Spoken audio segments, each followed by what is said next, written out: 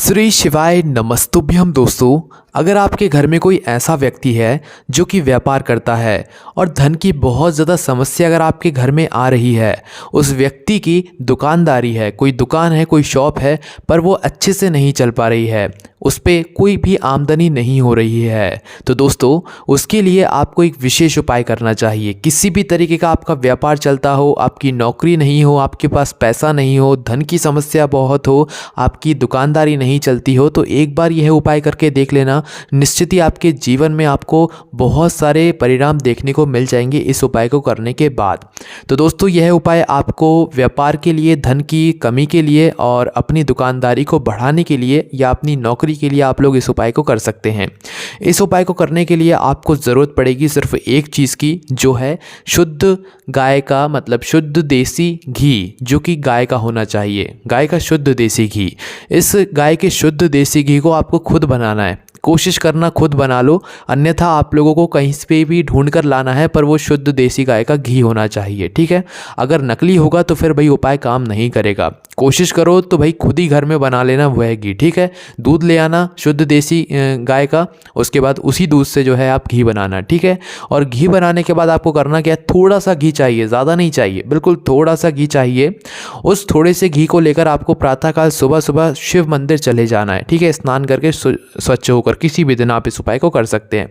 शिव मंदिर पहुंचना है। शिव मंदिर पहुंचने के बाद आपको क्या करना है, जिस भी कटोरी में, जिस भी पात्र में आप थोड़ा सा घी रख कर ले गए हो, जो कि शुद्ध देसी गाय का है, जो आपने बनाया या कहीं से आप लेकर आए हैं, उस घी में आप अपनी कोई सी भी एक उंगली डाल लो, ठीक है।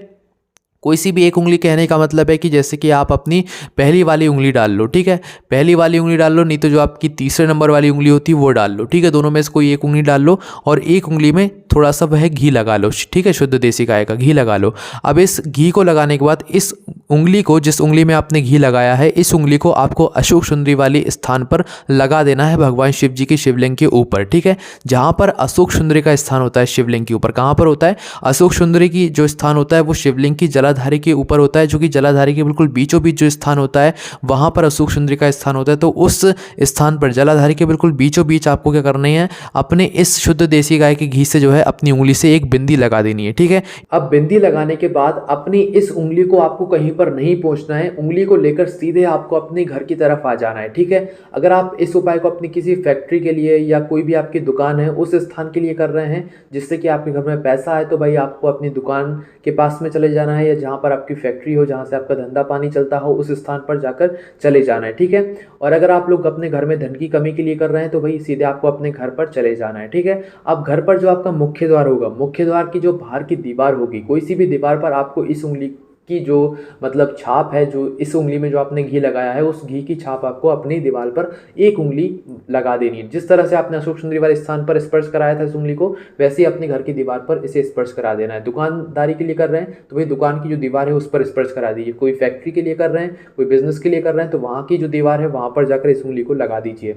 इससे होगा क्या कि भगवान शिव का आशीर्वाद अब आपको प्राप्त होगा और आपका व्यापार जो है वो धीरे धीरे चलना शुरू हो जाएगा। आपका जो दुकानदारी है वो धीरे धीरे चलना शुरू हो जाएगी। सिर्फ एक बिंदी का ही यह उपाय है, इस बिंदी से आपके घर में पैसों की जो कमी है वो दूर हो जाएगी। जरूर करके देखिए, कोई भी आपको समस्या आती है इस उपाय करने में, कमेंट करके पूछ सकते हैं।